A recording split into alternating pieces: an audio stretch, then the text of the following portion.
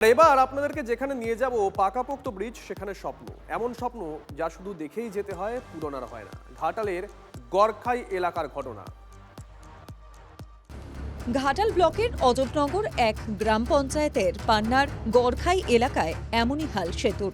অথচ এই পথ দিয়ে ঘাটাল ও দাসপুর ব্লকের সঙ্গে অতি সহজেই যোগাযোগ করা সম্ভব। স্থানীয়দের অভিযোগ, সেতুর নামে প্রতিশ্রুতি ছাড়া তারা কিছুই পাননি।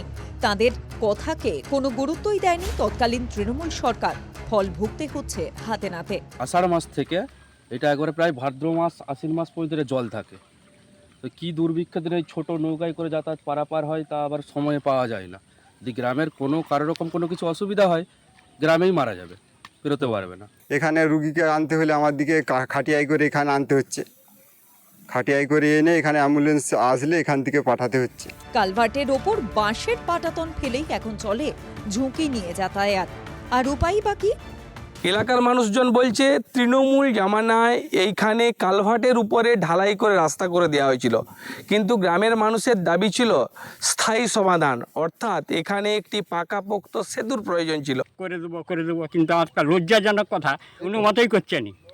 ওই তো বললাম নি যে 15 বছর চলে গেল, হবে করে একটা কংক্রিটের জায়গাটা কিছু করে দিয়েছিল, 2-3 বার সেই কংক্রিটের চাতাল উল্টে গেছে।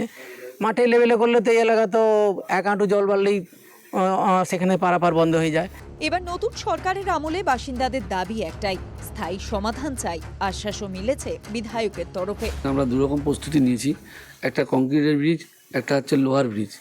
দুটোর মধ্যে একটা করবো, যে লোহার ব্রিজ যদি হয়ে যায় সেই ব্রিজে ভারী গাড়িও যাতে 4 চাকা যাতায়াত করতে পারে, আর নতুবা কংক্রিট ব্রিজ হবেই, সেরকম একটা পরিকল্পনা নিয়ে এস্টিমেট করে পাঠানো হয়েছে।